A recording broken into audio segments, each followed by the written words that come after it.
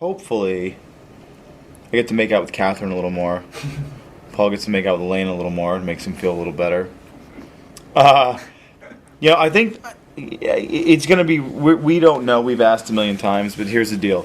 We get the scripts 2 days, a day before they actually... We have to start shooting them. So it's sort of like Christmas, and generally what they write is really, really good. And so we don't kind of hound them to find out what it's really going to be about. So season 2, if it's a month and a half away, and we usually get scripts the day before, it means that we know nothing. They won't tell us a thing. Plus they know I'm going to be talking to you, and we just don't know, man. I mean, there's so many ways it can go. But we're stoked to see what it's going to be. And it's going to be fun.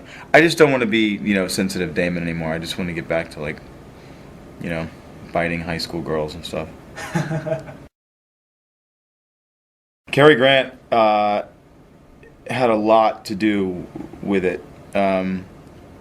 Guys like Cary Grant and yes, to answer your question, absolutely. That was,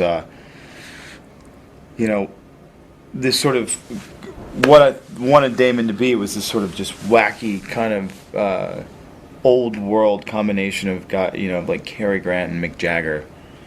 If you look at sort of Mick in the late '60s and just sort of see how he lived his life and sort of the way he was. There's this great documentary, and there's a guy that is interviewing Keith Richards backstage at a Rolling Stones concert. He's like, "So Mick, what do you consider the definition of rock and roll?" And Keith Richards sitting there and he goes, "Me," and he just walks off.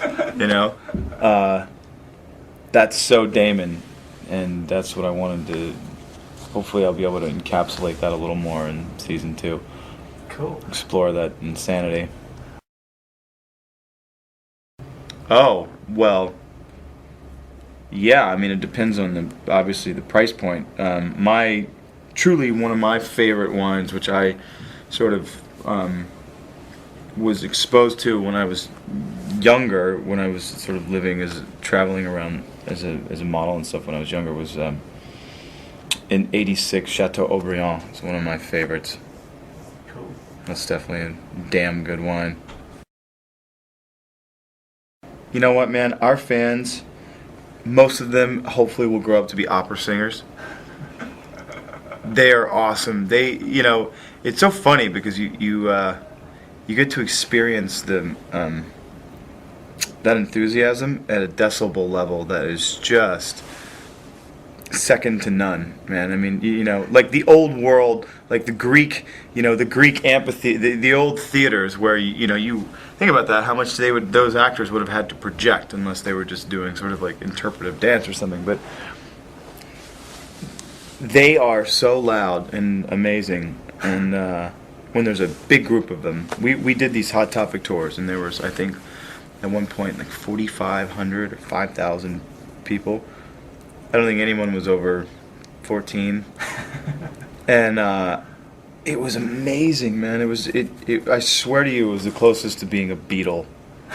Because the sound, what happens with the sound, I'd never experienced that. I've been in shows, with friends of mine who are musicians or something, where, they're playing a 25, 50,000 seat theater, and when they go on stage, everyone just goes crazy.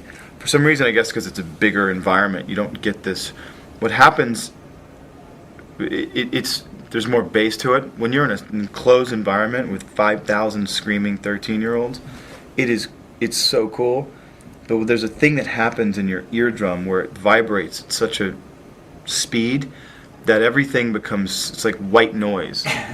But it's like a whistle in your ear. And I remember Paul and Nina and myself looking at each other going, "Whoa!" And you can scream yourself high or "Wow, this is crazy," and you actually can't hear yourself. You can feel the vibration coming out of your throat and out of your mouth. You can feel the air, but you actually can't hear yourself. What a cool... most people don't go to work and that happens. Doesn't happen to me. It's and I say that in all humility, honestly. Please don't take that out of context. But it's a we're I'm the luckiest dude I know. So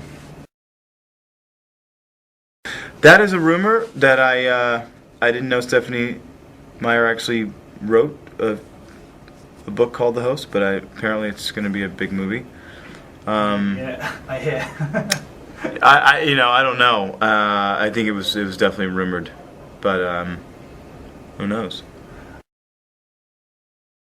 Oh my God, being an actor, dude, you can't. I mean, fashion is just such a stepping stone into acting. I'm not dissing the fashion industry at all. I mean, it's what we're all sort of obsessed with it. It makes us feel good, but it is nearly impossible to compare a page in a magazine, no matter how fun a photo shoot may have been, to a scene in a film that really sort of challenged you and inspired you and may do the exact same thing for anyone who sees it. There's no comparison. Cool. Plus, on photo shoots, you don't get craft service. I can't. Has it aired here yet? It aired simultaneously at 5 a.m. Oh, it did. People. By the way, going back there, I just saw Elizabeth Mitchell from V, who's just like phenomenally talented, beautiful woman. I have a huge crush on her, I have to admit. We were all there, and I was there with the entire cast of Lost, and I remember sitting there watching. All of our chairs were in a circle, just looking at all those names, and being back there for that finale, because we were shooting the Vampire Diaries finale at the same time I was shooting the Lost finale, which was hard because it's a 9.5-hour flight from Atlanta to Hawaii, but it was the coolest human experience, man. All these actors, everybody, like the core group of that show, everybody in one place, one last time. That was amazing. And I think what happened is, people keep asking me or keep telling me how disappointed they may have been, and you really can't please everyone. And the show is what it is. It ended the way it ended, and I just applaud all of my, my friends for spending 6 years of their lives, telling amazing stories. One style rule is comfort. And you get that as being a boy and seeing that if you are a person of the female persuasion, fashion does not necessarily equal comfort. It generally equals pain. And that is just something I'm not into. And, I've started to shop now where I just shop by feel. If it's black and soft, give it to me,